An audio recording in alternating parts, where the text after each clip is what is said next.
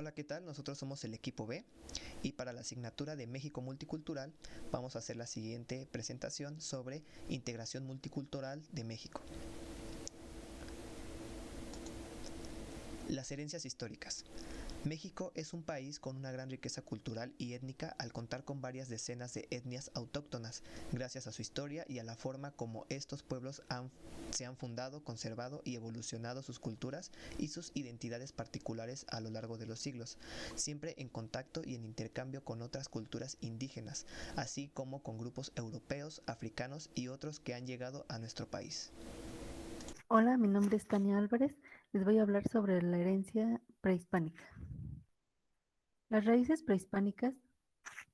La historia de los pueblos indígenas mexicanos se inició hace más de 10.000 años, cuando los primeros grupos de seres humanos provenientes de Asia y del norte de América llegaron al territorio de lo que hoy es nuestro país. Hablaban idiomas diferentes y tenían tradiciones culturales distintas. Todos vivían de caza y recolección. Construyeron grandes edificios de gobierno, templos y monumentos artísticos. Desarrollaron sistemas de escritura. Cabe mencionar que al distribuirse en los diversos ecosistemas que existían en México, cada uno adaptó su forma de vida y su cultura a sus particulares condiciones medioambientales. El proceso de sedentarización, promovido por la agricultura, no se dio en las regiones más norteñas de nuestro país porque la falta de lluvias hacía mucho más difícil cultivar plantas. Los pobladores de estas zonas siguieron dependiendo principalmente de la caza y la recolección. Así surgió la distinción entre dos grandes áreas culturales de los pueblos indígenas, Mesoamérica al sur y Aridoamérica al norte. En la siguiente diapositiva vamos a hablar sobre las principales etapas históricas del periodo prehispánico en Mesoamérica. Abordaremos 4 periodos. El periodo preclásico, que tiene una duración de 2500 a.C. al 200 después de Cristo. El clásico, 200 después de Cristo a 650 después de Cristo. El periodo epiclásico, 650 después de Cristo a 900 después de Cristo. Y por último, el periodo posclásico, del 900 a 1519 después de Cristo.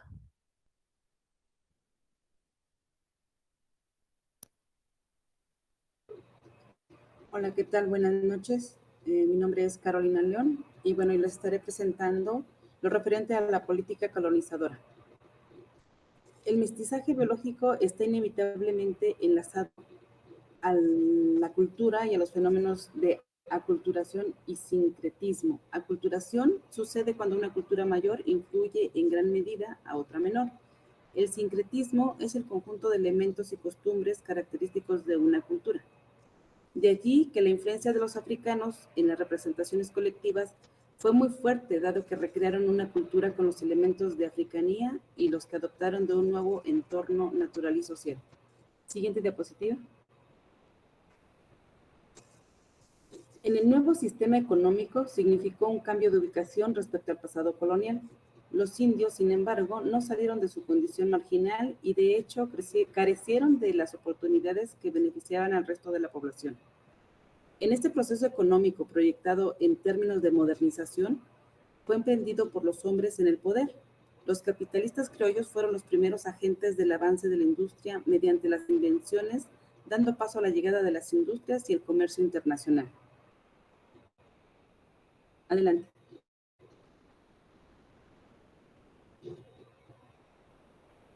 Los mestizos y blancos fueron las dos categorías de la sociedad independiente. Lo indígena, aunque no excluido, se ve privado de oportunidades para competir con ella. De hecho, es una consecuencia de la ubicación que tenían los indios en la producción colonial. Esta condición impidió el cambio de sus relaciones con otros sectores de la población. El menosprecio por el indio y su capacidad para el trabajo y su poco desarrollo en otros campos de la cultura. Aquí es donde vemos que en la cuarta década del siglo de 1842 se había logrado el incremento industrial.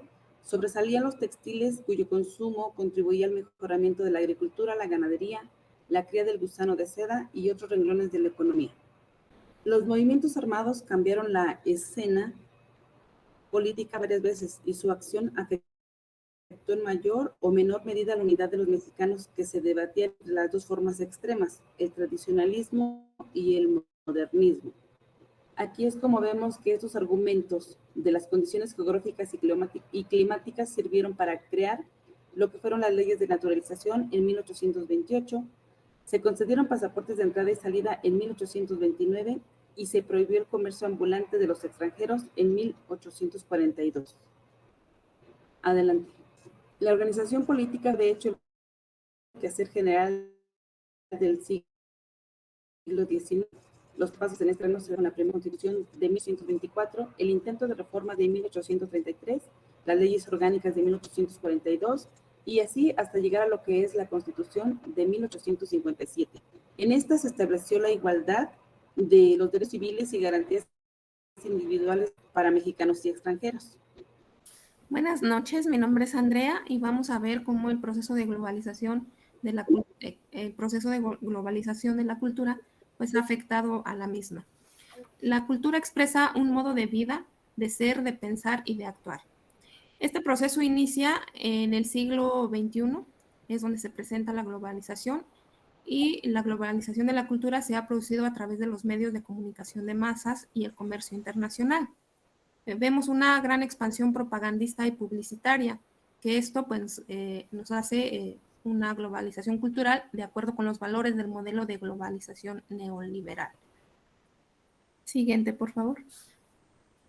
Los medios de información y transmisión masiva son instrumentos idóneos para la dominación ideológica y cultural. El cine y su fascinación introduce lo imaginario y el mito en la cultura de masas en un mundo de ensoñación. La divulgación y conocimiento del modo de vida en Estados Unidos se favorece por su industria cinematográfica dominante. Es donde se hacen muchísimas películas y todo lo que hace Estados Unidos, pues todo se lo compramos. Las estrellas o actores son objetos de consumo, difusoras de las modas de consumo y venden el consumo de ideales. Son el arquetipo de modo de vida burguesa. Venden el ideal de vida y la vida de ideal. Configuran ideológicamente a la gente. Siguiente, por favor. La expansión del comercio internacional. Aquí vemos que la publicidad es utilizada para la producción, distribución y venta de productos que se transforman en una forma de penetración cultural. La publicidad propaganda vende un estilo de vida, vende valores culturales. La publicidad, propaganda, sociedad, este trío crea y vende un valor cultural, la ideología del consumismo. Estos elementos producen cambios de actitud en el modo de vivir. En la publicidad y propaganda subyacen los valores y principios centrales del modelo neoliberal de globalización. Aquí vemos el reflejo del proceso de globalización en lo cultural. Vemos que se acentúa el mestizaje cultural. La cultura siempre es interculturalidad, proceso de difusión cultural y de divulgación científica, canales mediáticos y medios de producción. Formación de un folclore planetario a partir de temas originales brotados de culturas distintas, jazz, tango, mambo, vals, rock, salsa, etc. Procesos de norteamericanización del estilo de vida, modernización y cultura light. Lo que hace mucho Estados Unidos con respecto a sus productos que nos vende, pues uno de ellos es entretener a la gente. Lo vemos con sus múltiples series que nos vende. Todo esto posibilita la configuración de un modelo cultural o estilo de vida que crea las condiciones para una mayor dominación, domesticación ideológica, cultural. El capitalismo. Un modo de vida se deriva de los valores que subyacen en la globalización neoliberal. El siglo XXI es un siglo de vivir de un modo burgués, de ser en el mundo, es decir, vivir conforme a los valores de la sociedad del consumo. El objetivo es el dinero, el consumo y el estatus. La estandarización cultural alenta contra la propia identidad cultural de naciones o pueblos. Por otro lado, produce el renacimiento de las culturas regionales y locales. Aquí vemos una cita que dice: la cultura es algo a lo que todos tienen derecho, no una simple mercancía que debe ser tratada como cualquier otro objeto de consumo. Buenas noches, mi nombre es Antonio Marcelo y bueno, habiendo revisado el impacto que tiene la globalización en la cultura, Revisaremos ahora un poco el aspecto de pluralidad cultural en nuestro país, específicamente sobre los pueblos indígenas. Esto porque nos parece claro que la gran variedad de tradiciones, ideales, usos y costumbres como parte de la cultura de nuestro país tienen su origen en las raíces de los pueblos originarios. Pero antes, primeramente, conceptualizaremos la palabra indígena. Y bueno, la conceptualizamos como habitante nativo de un país. Esto quiere decir que hablamos de un individuo cuya familia, cultura, vivencias son nativas del lugar en donde nació. Ok, comenzaremos por revisar la siguiente tabla, en la cual podemos ver que para el año 2000 en México existía una población de 103 millones de personas, 28 millones de habitantes menos que actualmente, de la cual para ese entonces el 9.5% se consideraba población indígena. Y tal vez para primera impresión suena un poco suena muy poco el porcentaje. Sin embargo, este porcentaje, aunque sea menos del 10%, representa un total de 9.854.000 habitantes indígenas, lo cual no es una cifra nada pequeña. Y por supuesto nos puede comenzar a dar una idea de la variedad y pluralidad de la cultura que tenemos respecto a pueblos indígenas aquí en México. Y para ello podemos ver aquí en la siguiente diapositiva que, de acuerdo con el sitio web del Gobierno de México, en la actualidad se consideran a nivel nacional un total de 70 pueblos indígenas, siendo en los estados de Chiapas y Oaxaca en donde se concentra la mayor cantidad de los mismos. En Chiapas 14 pueblos y en Oaxaca 13. Y bueno, es acá donde podemos empezar a notar la pluralidad de la cultura que deriva de las comunidades indígenas, puesto tal como podemos ver en la imagen, y un poquito más adelante, a pesar de que en un solo estado residan más de 10 pueblos indígenas, cada uno de ellos conserva sus usos, costumbres, preceptos y demás ideales. Para ejemplificar un poco, tenemos aquí el caso de los otomíes y de los mazahuas, que a pesar de que están identificados para el caso de los otomíes como un pueblo indígena originario de Hidalgo, ya que en este radica el mayor porcentaje de su población con un total de 172.000 habitantes, también se han expandido al Estado de México, a Querétaro, a Veracruz, Puebla, Distrito Federal, ahora Ciudad de México y Tamaulipas. Y por el caso de los mazahuas, con una población total de 206.000 habitantes, la mayoría radica en el Estado de México. Y bueno, para concluir esta pequeña intervención, podemos resumir que la gran variedad, riqueza y pluralidad de la cultura en México, desde la perspectiva puesta en los pueblos indígenas, es muy amplia. Y este pequeño bosquejo sobre algunos datos de la cantidad de pueblos indígenas, su proporción versus la población total del país y su distribución por distintos estados, nos pueden ayudar a cambiar el enfoque que regularmente tenemos sobre los pueblos indígenas, como de una minoría rezagada, retraída y que necesita integrarse si es que eso llegara a significar algo. Y podemos tener una perspectiva enfocada en la variedad cultural que tenemos y cómo los pueblos indígenas pertenecen y forman parte de la misma. Identidad cultural en los migrantes. En los migrantes se reconoce la identidad de origen como identidad étnica y es entonces identidad etnocultural, pues integra el origen con ese contenido cultural que conlleva el haber nacido y crecido en algunos de los estados de México. La migración en México. La migración en México es un fenómeno social. Sus dimensiones y efectos son de gran magnitud.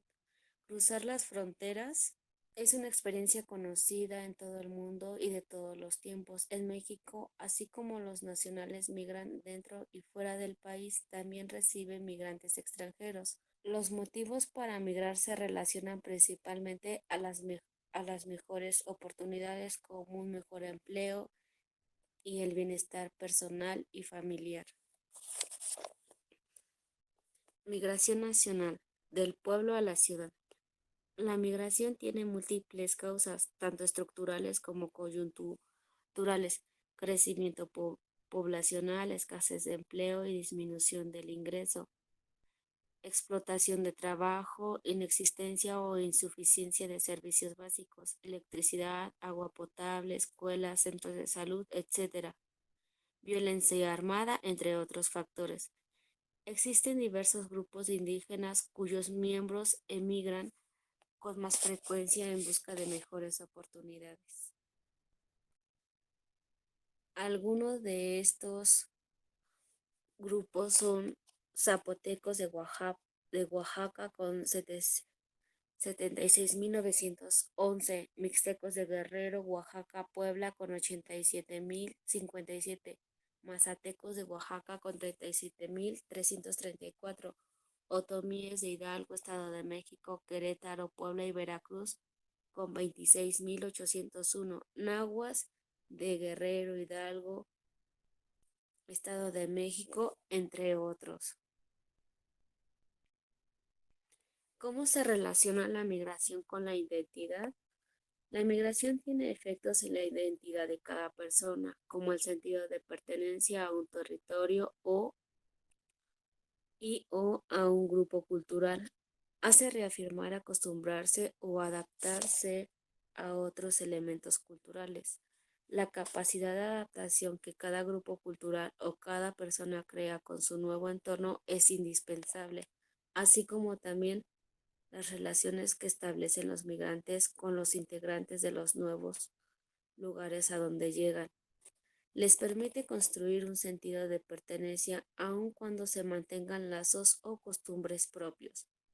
El sentido de pertenencia de los migrantes se enriquece, pues mantienen un sentimiento, apego y respeto al lugar del que salieron, pero a su vez apegarse y contribuir a su nuevo entorno.